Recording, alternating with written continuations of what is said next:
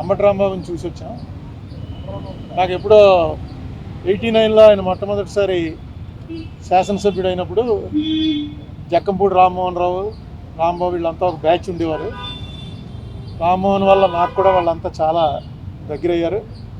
అప్పటి నుంచి ఆ రిలేషన్ అలాగే మెయింటైన్ చేస్తున్నాం. ఇవాళ జైల్లో అసలు ఫస్ట్ వీకే రావాలి, ఇంట్లో బాగోలేదు అందుకని రాలేదు. ఇక కొత్త కొత్త రూల్స్ అన్నీ మారుతున్నాయి కదా, చూస్తున్నాం అనమాట. వైలెన్స్ చేసిన వాళ్ళకి, ఆర్సన్ చేసిన వాళ్ళకి, కొట్టిన వాళ్ళకి స్టేషన్ బెయిలు, తిట్టిన వాడికి సెంట్రల్ జైలు. ఇది ఒక కొత్త పద్ధతి మారింది. అసలు తిట్టడం అనే దాని మీద కేసు పెట్టచ్చు, విచారణ జరపచ్చు, కానీ సెంట్రల్ జైల్లో వేయటం అనేది 30 చోట్ల నుంచి కంప్లైంట్లు పెట్టడం ఒక కొత్త వరవడికి శ్రీకారం చుట్టారు చంద్రబాబు నాయుడు గారి ప్రభుత్వం. ఇది ఎటుపోతుందో చూడాలి. ఇది మాత్రం ఆరోగ్యకరమైనది కాదు, చాలా టూ మచ్గా వ్యవహరించారు. అందులో ఏం అనుమానాలు. మిగతావన్నీ నేను మళ్ళీ ప్రెస్ మీట్ పెడతాను, ప్రెస్ మీట్లో చెప్తాను.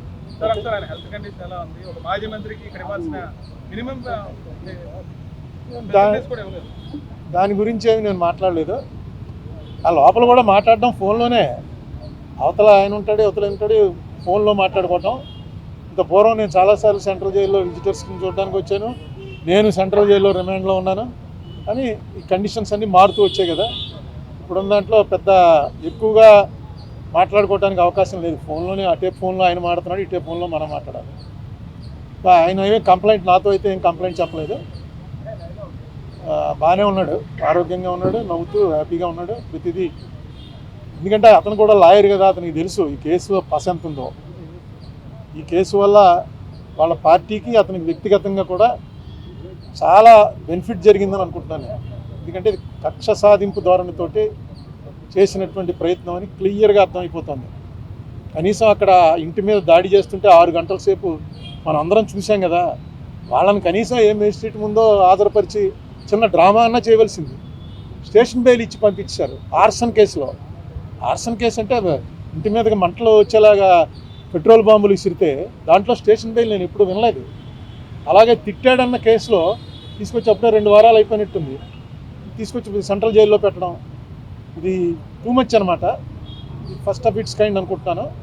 ఏదైనా చూద్దాం ఇది ఎటు దారి తీస్తుందో. లడ్డు వివాదమే నేను ఇప్పుడు వచ్చే ముందే చూశాను. మొన్న చంద్రబాబు నాయుడు గారు అడుగుతున్నారు, ఎవడు చెప్పాడు మీకు ఇందులో ఇది లేదని, ఇది కొవ్వు, పంది కొవ్వు, గొడ్డు కొవ్వు ఇవి లేవని ఎవరు చెప్పారు మీకు అని ఒక మీ విలేకరు మీద ఆయన కొంచెం రైజ్ అయ్యి మాట్లాడారు. ఎవరు చెప్పారు, ఎక్కడ చెప్పారు, నీకు కళ వచ్చిందా అని విన్నారు కదా. ఇదిగో వాళ్ళు వేసినటువంటి సిట్ రిపోర్ట్లో 20వ పేజీలో ఏమో ఎంత క్లియర్గా ఉంటే ఎందుచేత చంద్రబాబు నాయుడు గారికి వాళ్ళు ఇచ్చే ఫీడింగ్ సరిగ్గా ఇవ్వలేదో నాకు అర్థం లేదు. 20వ పేజీలో ఒక చిన్న లైన్ ఏంటంటే, the absence of cholesterol in the samples also suggests that the chances for presence of tallow, lard and fish oil are very low.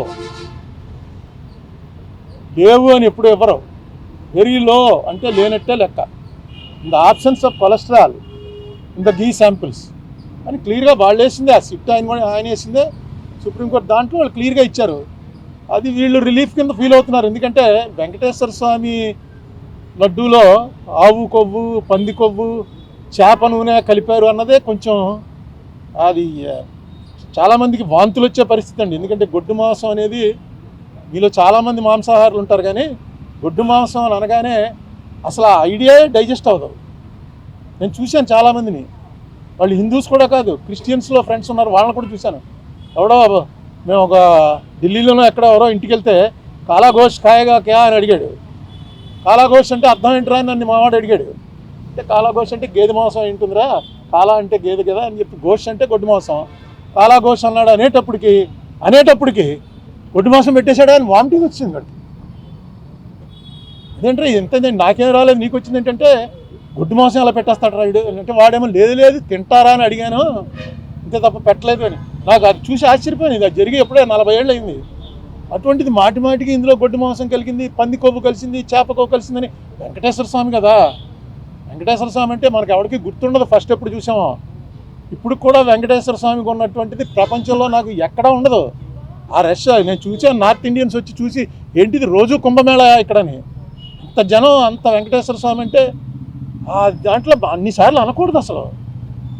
నిజంగా జరిపిన వాళ్ళని శిక్షించడానికి ప్రయారిటీ ఇవ్వాలి. కానీ దీంట్లో నిన్న ఇంకో మాట అన్నాడు ఆయన, నాకు ఆశ్చర్యం వేసింది. ఇది అవినీతి కాదుట, హిందూ మతాన్ని నాశనం చేయటం కోసం పన్నిన కుట్రట. హిందూ మతం నాశనం అవటం, నాశనం ఎవడన్నా చేయగలడా దీన్ని? అది కుట్రండి. ఎవడ తప్పు చేశాడు వాడిని పట్టుకోవాలి. ఇంకా కెమికల్స్ అవి ఉన్నాయంటున్నారు, ఆ కెమికల్స్కి కూడా ఆయన ఇచ్చిన కంపారిజన్ మనం టాయిలెట్స్లో వాడే యాసిడ్లన్నీ తీసుకొచ్చి ఇందులో కలిపారని. ఏదో రకంగా ప్రజల్లో ఒక ఎవర్షన్ పుట్టించాలి. తిరుపతి లడ్డు అంటే అంత టేస్ట్గా తినే వాళ్ళకి ఆ లడ్డు చూడగానే ఇందులో ఏముందోరా బాబు అని అనిపించే భయం కలిగించాలని సీఎం లెవెల్ మనిషి అలా మాట్లాడటం కరెక్టే. నేను సీఎం గారి ఇంటికి వెళ్తే నాకు కప్పులో టీ ఇచ్చారు. ఆ కప్పు పట్టుకుని ఇది ఏంటనుకుంటున్నారు, ఈ మెట్లు, ఈ మెటీరియల్ మనం టాయిలెట్స్లో కమోడ్లు వాడతామే, ఆ కమోడ్ మెటీరియల్ తోటి కప్పు తయారు చేసి ఆ కప్పులో ఇచ్చారండి. నిజమే. అది కమోడ్తో పోల్చడం ఏంటి? పింగాణితో అనేక రకాలు తయారవుతాయి, కమోడ్తో పోలుస్తారా ఎవడన్నా? నాకు ఎందుకు చాలా ఆశ్చర్యం వేసింది. ఏంటి ఇదేంటి ఇలా మాట్లాడు సీఎం గారు? ఎప్పుడు అంత బ్యాలెన్స్ తప్పి మాట్లాడ్డాడు. చాలా కాలం నుంచి ఆయన సీఎంగా చూస్తున్నాం కదా, ఎందుకు ఇలా మాట్లాడుతున్నాడు ఏంటి? ఎంత అందులో టాయిలెట్లు కడిగే వాటిని తీసుకొచ్చి కలిపారని. ఇది బ్లాస్ఫమీ అవుతుంది. బ్లాస్ఫమీ అంటే దైవద్రోహం. దయచేసి ఇలాంటి పనులు వద్దు. మీకు రాజకీయంగా ఖర్చు ఉంటే రాజకీయ ఖర్చు తీర్చుకోండి, కేసులు పెట్టండి, మీ చేతిలో పవర్ ఉంది. ఎవరైనా ఇదేంటి వెంకటేశ్వర స్వామి మీద వెంకటేశ్వర స్వామిని అన్పాపులో, ఎందుకంటే జగన్ క్రిస్టియనేనా? జగన్ క్రిస్టియన్ కాబట్టి క్రిస్టియన్స్ అందరూ కూడా వెంకటేశ్వర స్వామికి యాంటీ అయిపోయారా? అసలు ఏ స్ట్రాటజీ మీద వెళ్తారు? బీజేపీ వాళ్ళు కూడా ఇప్పుడు ఇలా మాట్లాడాల. బీజేపీ వాళ్ళు డైరెక్ట్గా మాది హిందూ పార్టీ అని చెప్పుకున్నా సరే వాళ్ళు కూడా ఎప్పుడు ఈ లెవెల్లో మాట్లాడరు. మరి చంద్రబాబు నాయుడు గారు పునరాలోచించండి, ఇది కరెక్ట్ కాదు.